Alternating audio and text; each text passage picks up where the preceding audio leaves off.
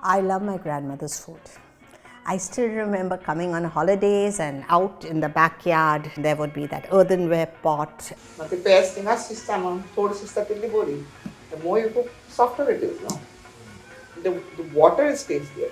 Is this also, it should go actually. When you say your favorite khatkate and I said, no, not my favorite khatkate. I eat it only once a year. The identity of any state is related with the food.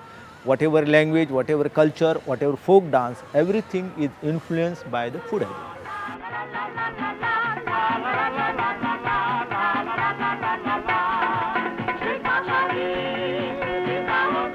On the western coast of India lies Goa, fringed with palm trees, interspersed with orchards and paddy fields. The people gentle and hospitable, devout and tolerant.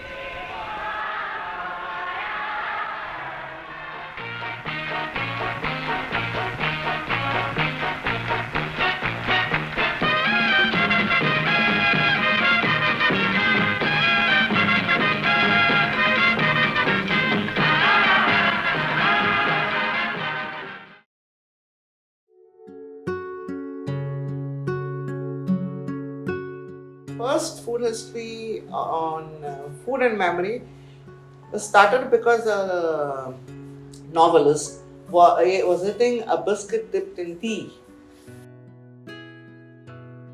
When he started eating, the memories came back to him of his childhood and how he used to go with his mother. And then the whole history was built on that memory. Goan cuisine is not so very clearly defined because I can't put a finger and say this is the correct recipe for a particular dish. Everybody followed their grandmother's recipe. Well, I'm Maria de Lourdes Bravo da Costa Rodriguez, and I am professionally trained as a librarian. After my retirement, I joined Goa University for a doctorate on food history. I am Rajendra Kirkar. I have given away my job and totally dedicated myself for the protection and conservation of the environment and ecology and wildlife of this small state of Goa. Because we don't look at food only as the culinary part. Food would encompass whatever we eat, the elements that are used to prepare food, and that's what is food history. My name is Shubhra Shankwalkar and I cook the Goan Saraswat cuisine. So the community goes back 3,000 years. I have a farm in Kamule where I curate the Goan Saraswat cuisine. So the kind of food that I cook here is not something that you'll get in restaurants. Most of them are forgotten recipes. When I was a child, we were living in a place where the seafood was a rare occasion. Whenever we need the fish, we were going on the river and we were catching the freshwater fish. I'm Odette Mascarenhas, and my whole journey over these years have actually been searching, researching and looking out not only for that perfect recipe but also documenting to leave a legacy behind. My father-in-law was the first executive chef of Taj Bombay, and at that time 1939 he used to serve a prawn curry to all the Parsi directors of Bombay House. But I never saw Goan food outside Goa. And that again was another question. Are we really keeping it a closely guarded secret? I remember my mother-in-law when I asked her for a crab curry. So she gave me one recipe and she said this is how it's made. But it did not turn out like the way she had made it. So every time I would make crab curry, I would call her and ask her the recipe again. So every time I realized there was one ingredient which was missing. I said, you didn't tell me this last time. No, I told you she would tell me. So because the thing is that she would want to hide it, but the second time she should remember which one she didn't tell. No? So there would be some rice which was made, there would have been dal which was normally done, and that pickle coming in from the ladder was something that had to be there. My mom's fish curry was not that up to the mark like my grandmother, my mother-in-law. In my childhood, the rice and curry, as today, was always the main dish. Chicken was normally at on a Sunday. Preparing, for example, fish curry, My mother was using the special earthenware, adding the tirfala, locally available prawns, and the bimla, very sour, tasty, small fruit, then lady's finger, bene. So all this was added, and the such type of the sungta curry was prepared. It was always sol curry, fried fish and rice. Nothing changed. I never thought it was a soul food. I always thought this is normal food, I'm bored of it. But I only realized it was something that I connected only when I went for a trip in Europe for a month. And after 5 days, I was like, I want to go back. I was like, no, I want to eat my fish curry rice. I think that's the time when you realize, when you start missing it, that's the time when you realize that's your soul connect.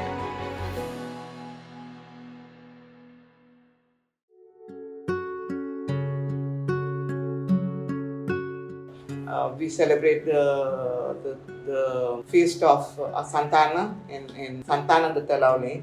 Okay, and there we use the cucumber as a connection to the feast, and we say that it is Toshenche Fest.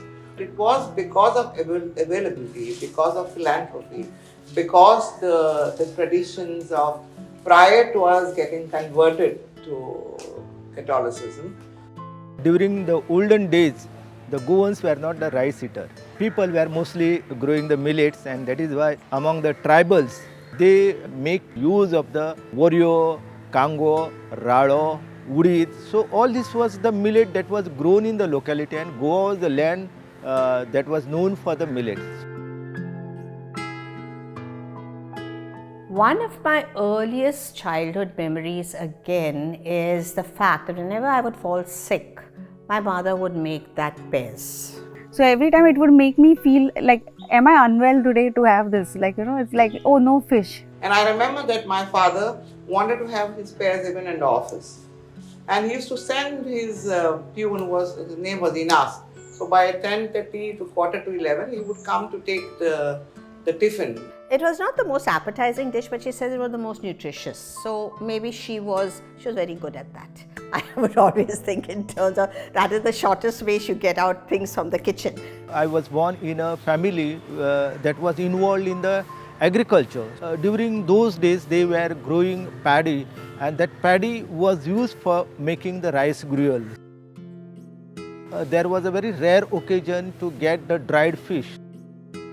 Dried fish, basically, so we have a lot of rains in Goa, right? We have Purumet fest in Goa, where all the villagers get together and sell dried stuff, basically. So like dried chilies, dried fish, sola, kokum, dried kokum. I mean, especially my mother's mother and my grandmothers used to get together and go, and it was like a big event. Like you have to have enough for the rains, basically. Dried fish was one of the things where if there's nothing in the house, you just kind of make something out of it. Like kismore or even human for that matter. It was convenient. Many people enjoyed eating pears with kalsi kori. I would like the haro along with a dip of the kalsi kori. Pickles also was one part which accompanied the kanji for many people. So we used to put raw mango in salt water is one thing, where we used to have it with the pears. The same way, the same procedure, we would do it for stuffed mango pickle.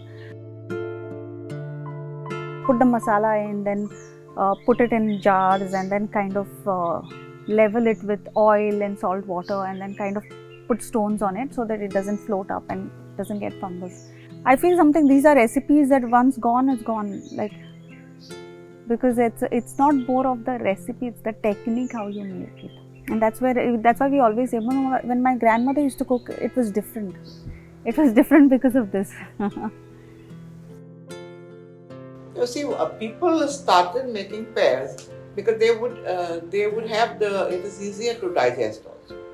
Okay, and it is you don't need a lot of rice. If you were to put a handful of rice to cook the kanji, you can have 2 liters of water in it, and you just drink the water because it becomes tasty. So that was one of the reasons why kanji was had as one of the first meal. As per the mythological story, the god and goddess, both of them were flying through the sky, and suddenly they saw a very green rice field, and the goddess requested God, I will go into the house and I will just taste the rice gruel. She liked that rice gruel so much, that she preferred to stay forever in the village. So Pisulle village in Sattari Taluka has the Pejali Devi named after the rice gruel. This type of the wonderful memories or mythological stories are there.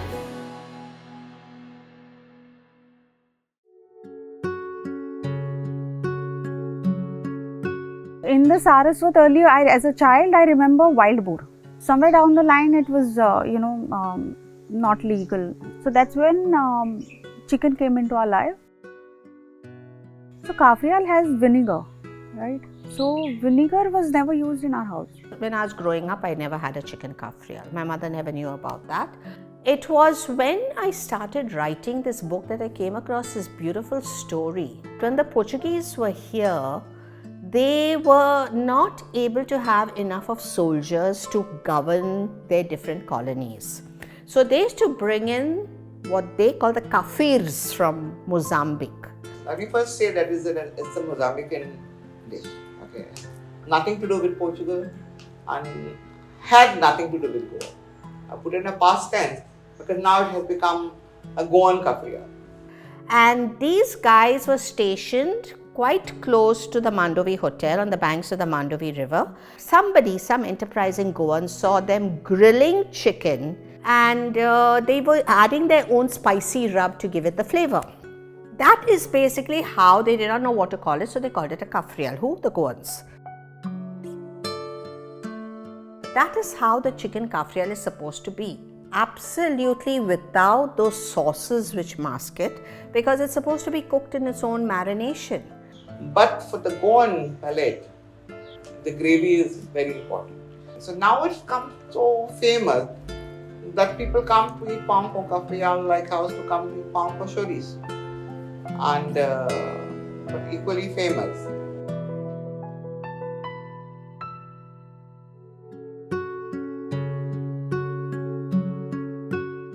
Who taught our grandmothers to use leaves for steaming? If you see in Greece, they have a preparation called dolmas, where they use a leaf and they have the rice mixture, and that is a savory. Now, when I was doing my research on Mangalorean recipes, I found an identical preparation called dolmas, which is in their kitchens. We celebrate on the 15th of August, the feast of Our Lady of Asunta. On that day, we make patuyos. Now, what is the reason for making patuyos on that day? Actually, we are also celebrating the production of rice. During the festive occasion, my mother was making the use of the leaves of the jackfruit. Inside it, the cone-shaped steam material was put, and it was steamed, and it was giving you the taste of the pathoyo. I found it very similar, the conical shape at least, and the ingredients to a preparation called hitu, which was in Udupi. Now, here we have a hole being done mostly in Catholic homes, and there I found it in a Gaut Saraswat Brahmin home. And that is an identical recipe coming into two distinct states.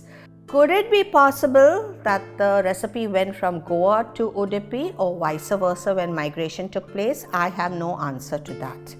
Now, patuyos, you must have enough foliage, enough leaves to, make the patuyos. You have to cultivate in your garden or you have to buy. So when the money part comes, you have to find an alternative. Now again, you have to pay attention that the leaves that you use should be from a tree that bears fruit which are consumed. And that would be the jackfruit leaf. Now jackfruit leaf you cannot use in the same way that you use. So you make it a dono. And then my husband says that they would not take individual leaves. They would take the small shoot. So you put it like that only in the comfort to steam, and when they remove it, then you go along, serving. We don't know whether Alexander the Great left his generals behind, or the families came in, or what could have been a legacy which has come from different kitchens. Steaming in leaves, and it's not only in our community, it's in other communities also. Where and when did our grandmothers learn all this from?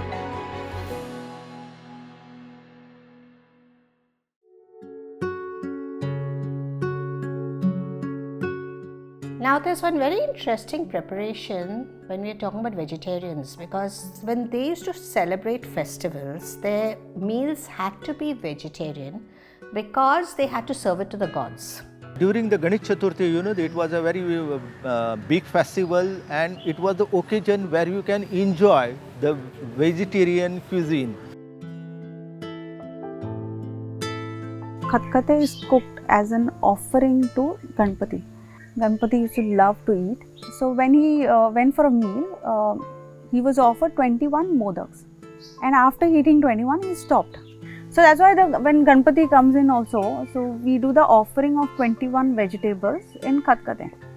Again, it celebrates the production of food. Again, it's connected to ecology, because in rainy season you get quite a lot of vegetables, and there are certain particular vegetables that you've got to add for the Khatkate.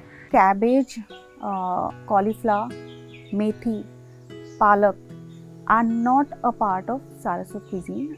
It's when they cook something like that. It's a very strong statement that I'm doing, by the way.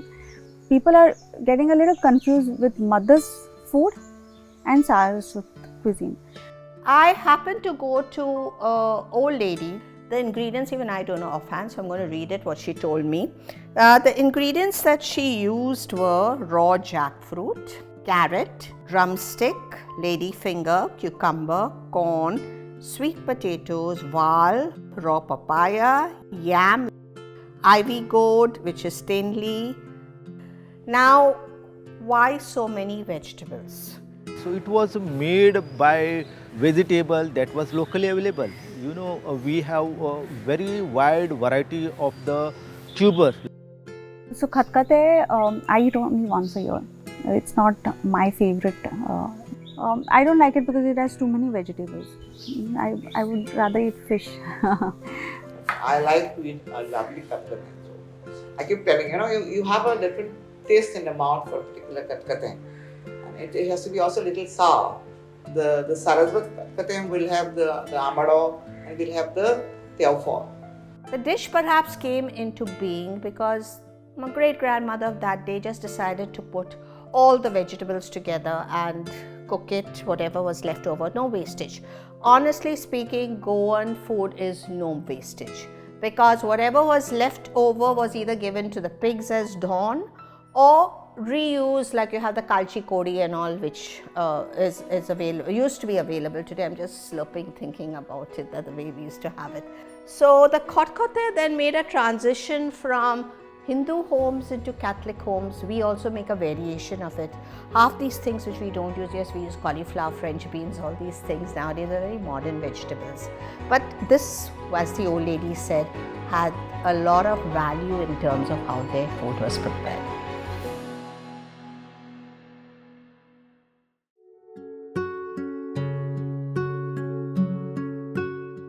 Cooking of the food has definitely changed at least 90%. At least, I would say, because traditionally we cook on wood fire. We used clay vessels.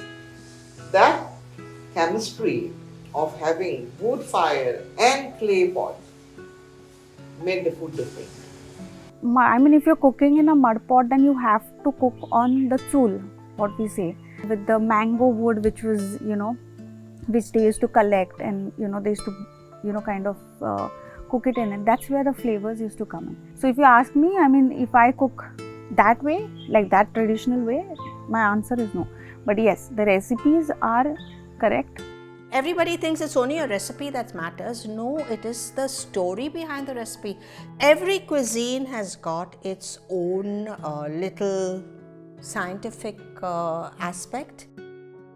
So secondly, how the grinding used to take place. was on a stone or on a rubber dog. So again, the friction did not create any heat which you get in the masalas that you prepare in a mixer. So those things are very important to get a traditional taste for the food. It's convenient to have these modern appliances. It gives you so much of free time, no? I mean, and it kinds of, you're done within a few hours. So makes it convenient for us.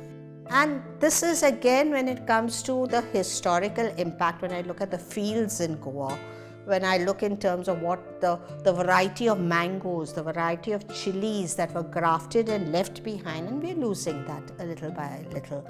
You know, because I wish, like I know a lot of friends who have said, I wish my mother used to make this thing and I wish I had taken the recipe. And